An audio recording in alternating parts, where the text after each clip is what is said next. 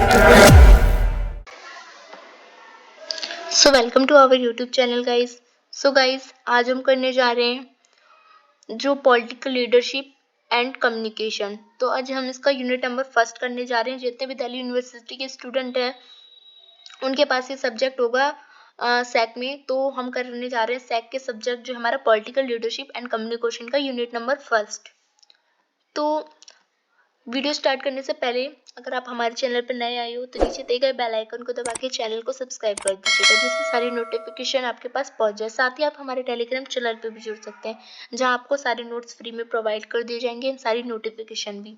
तो चलिए स्टार्ट करते हैं वीडियो। तो आज हम पढ़ेंगे unit number first political leadership and communication का। तो ये वीडियो है वो Hindi medium and English medium दोनों स्टूडेंटों के लिए होने वाली है, क्योंकि इसमें जो नोट्स है वो Hindi medium and English medium दोनों के लिए अवेलेबल है।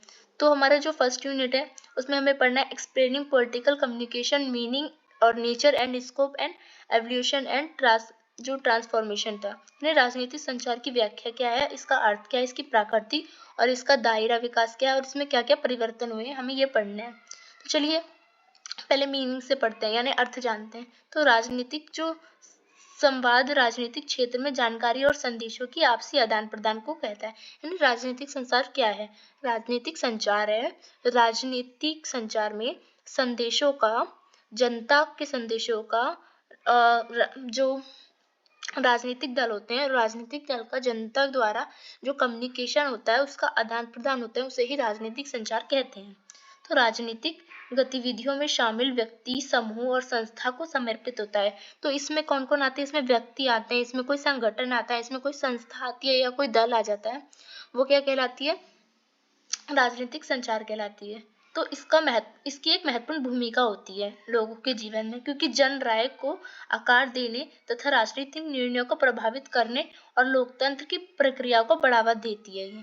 तो ये क्या करती है? जनता की राय को भी आकार देती है। जनता की राय को क्या करती है? और जो हमारे लीडर्स होते हैं उसके तक पहुंचाती है, यानी हमारे नेताओं तक पहुंचाती है।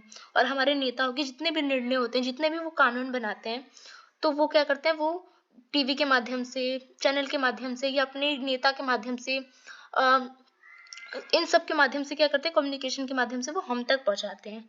तो इससे क्या होता है? लोकतंत्र को मजबूती मिलती है। तो राजनीतिक संवाद को समझने के लिए इसका अर्थ भी हमें जानना जरूरी है, प्राकृतिक क्षेत्र हमें जानना जरूरी है, साथ ही इसके समय के साथ बदलते रूप को भी हमें जानना चाहिए कि पहले कैसे हम राजनीतिक संचार करते थे और आज कैसे करते हैं। ये सब हमें जानना बहुत जरूरी है। तो चलिए पढ़ते हैं पहला नेचर।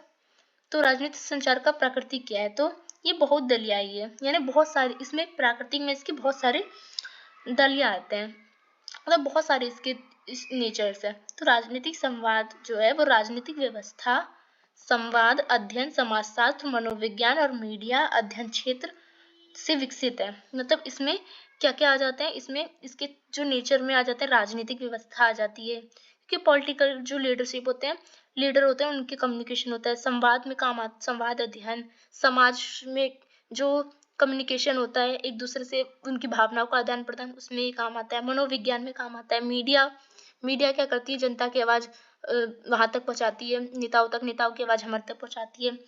इन सब के में क्या होती है? इन क्षेत्रों में ये विकसित है। तो इसकी जो नेचर है वो इन सभी चीजों में आता है। यह इन विषयों से सिद्धांत और विधियों का उपयोग करता है ताकि यह समझ सके कि संवाद कैसे राजनीतिक व्यवहार को प्रभावित करती है। तो दूसरा है कि गतिशील। राजनीतिक संवाद की प्रकृति गतिशील है, जो कि प्रौद्योगिक, समाज और राजनीतिक में बदलावों का जवाब देती है। यानी राजनीतिक संवाद की जो प्रकृति है वो टेक्नोलॉजी भी है, मतलब, और जो समाज और राजनीतिक, इन सब में क्या करती है? बदलाव लाती है ये। तो सोशल मीडिया के उच्च चरण इसका उदाहरण के लिए राजनीतिक संवाद में एक महत्वपूर्ण भूमिका निभाता है, क्योंकि सोशल मीडिया आप जानते हो आज के जमाने में कितना ट्रेंड कर रहा है। तो कोई भी जो राजा के जो मतलब जो नेता है, उनके जो सोच होते हैं या उनका कोई निर्णय होता है या उनका कोई कानून बनाते हैं, तो वो जनता तक तुरंत ही पहुंच जाती है, और तथा जनता उसको स्वीकार कर रही है या नहीं कर रही है या उसकी क्या राय है, वो उन तक भी पहुंच जाता है आराम से, नेताओं तक। दूसरा है कि प्रेरणा रूप, यानी राजनीतिक संवाद का उद्देश्य अक्सर व्यक्ति को विशिष्ट दृष्टिकोण अपनाने में मदद करती है। राजनीतिक संचार सबको एक उद्देश्य, इसका उद्देश्य ये है कि व्यक्ति को एक दृष्टिकोण देती है कि व्यक्ति क्या कर सकता है, उम्मीदवारों का समर्थन कर भी सकता है, नहीं भी कर सकता है, उनकी नीतियों को समर्थन कर भी सकता है, नहीं भी कर सकता है, उनकी एक ये और ये सार्थक भाषा भी होती है। क्या होती है, राजनीतिक संचार एक भाषा के रूप में भी काम करती है जो लोगों तक अच्छे से पहुंचाती है। प्रतीक और कथा और रचनात्मक उपयोग इसमें होता है और जनराय को आकर्षित किया जाता है, इससे मतलब जनता को इसमें आकर्षित किया जाता है कि कई तरह की भाषा में राजनीतिक संचार होता है, कई तरह के प्रतीकों द्वारा होता है और रचनात्मक भी होता है। अब देखते हैं इसके स्कोप क्या है, मतलब इसके क्षेत्र क्या है। इसका जो पारंपरिक मीडिया या मतलब एक क्षेत्र तो इसका मीडिया है जिसमें टीवी भी आ जाता है, रेडियो भी आ जाता है, अखबार भी आ जाती है, ये तीनों मीडिया के अंदर आ जाते हैं जो हमारे राजनीतिक संचार है उसको बढ़ावा देती है तथा उसमें महत्वपूर्ण भूमिका निभाती है। और डिजिटल मीडिया भी आपने देखा होगा आजकल यूट्यूब और इंस्टाग्राम तथा फेसबुक पे भी बहुत सारे चैनल्स बने रहते हैं, उनके द्वारा भी दिया जाता है जानकारी और महत्वपूर्ण भूमिका निभाता है। तथा पत्रकार और रिपोर्टर इन सब की माध्यमों से तथा खुद जो वो होते हैं ना नेता तथा जन, तो वो भी क्या करते हैं, अपने जो नेता को अपने मतलब हर जिले, हर स्टेट, हर जगह भेजते हैं, वहां पे स्टेट मतलब स्टेज लगा के लोगों को या घर घर जाके जागरूक भी करते हैं। ये भी राजनीतिक संचार के अंदर आता है।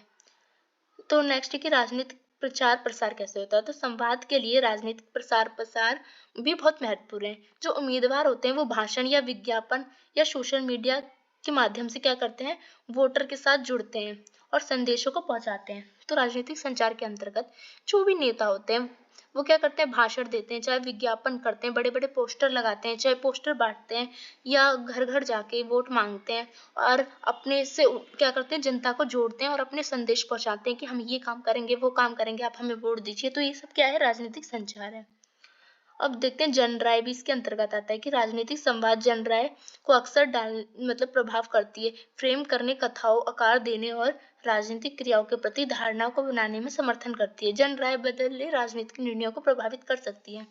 अब इसमें जनराय भी बहुत महत्वपूर्ण होती है क्योंकि जब राजा मतलब जो नेता है वो जब कोई कानून लाता है या वोट मांगने आता है या अपना प्रचार प्रसार करता है किसी के माध्यम से, तो कि जनता भी अपना प्रतिकरण देती है, यानी अपनी राय भी रखती है, मीडिया के माध्यम से भी रखती है, सोशल मीडिया के माध्यम से भी रखती है, तो बहुत तरह से रखती है, वो भी पॉलिटिकल कम्युनिकेशन के अंदर आता है।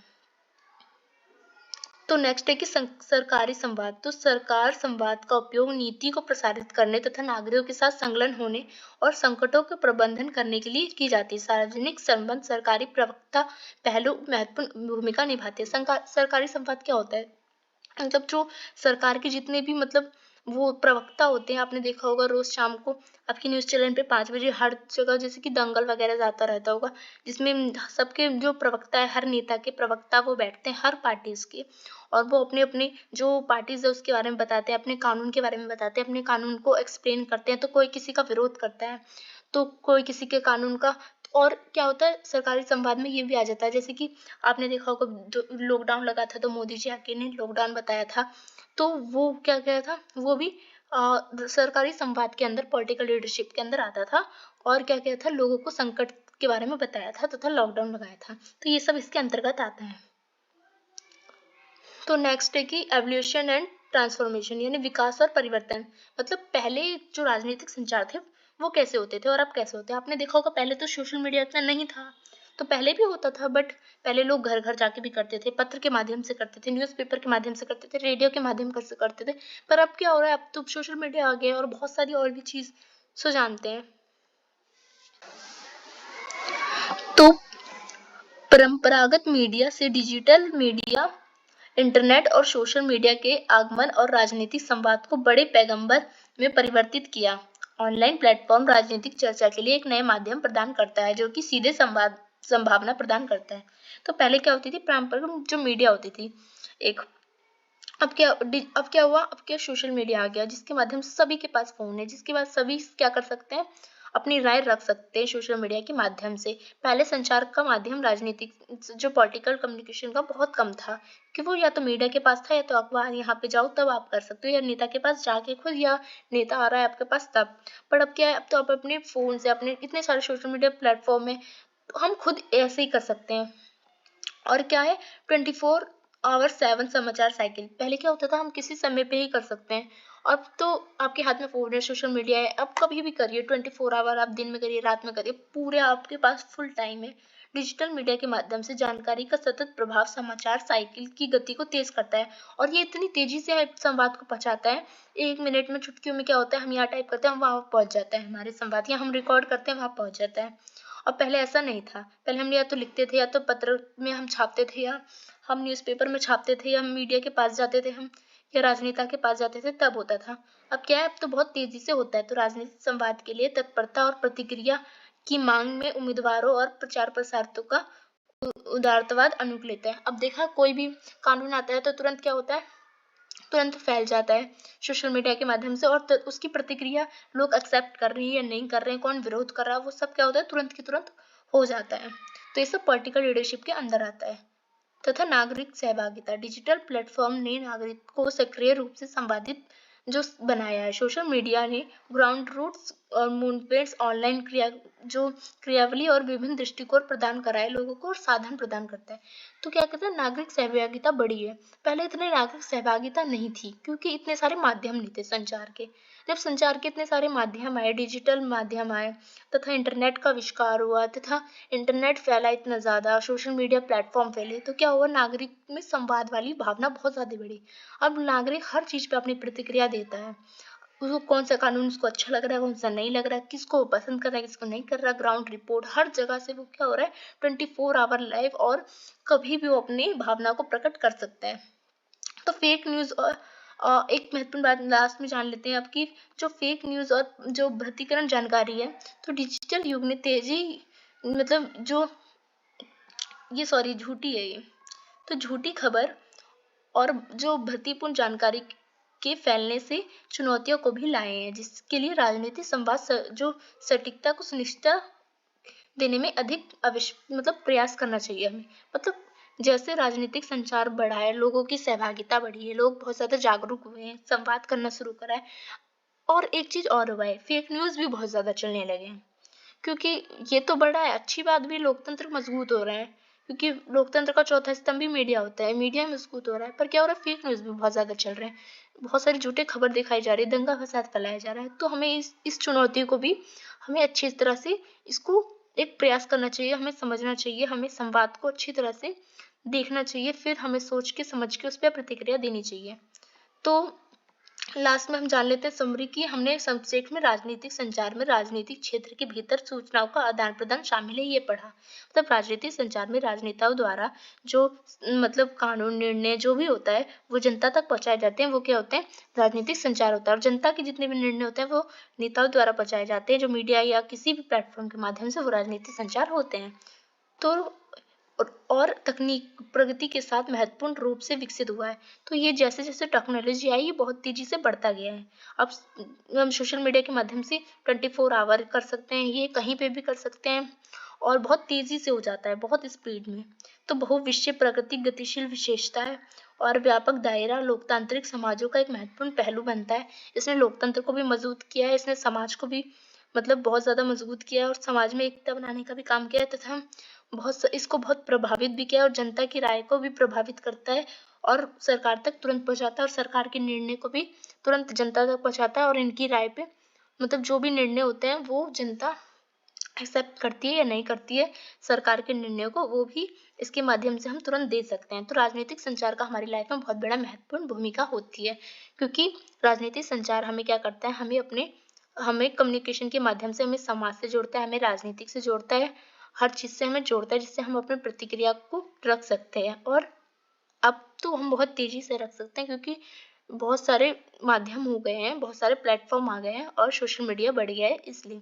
तो ये वीडियो आपको अच्छी लगी हो तो लाइक कीजिए, एंड दोस्तों में शेयर कीजिए, एंड आपको ये वीडियो कैसी लगी कमेंट सेक्शन में ज़रूर बताइए। सो धन्यवाद।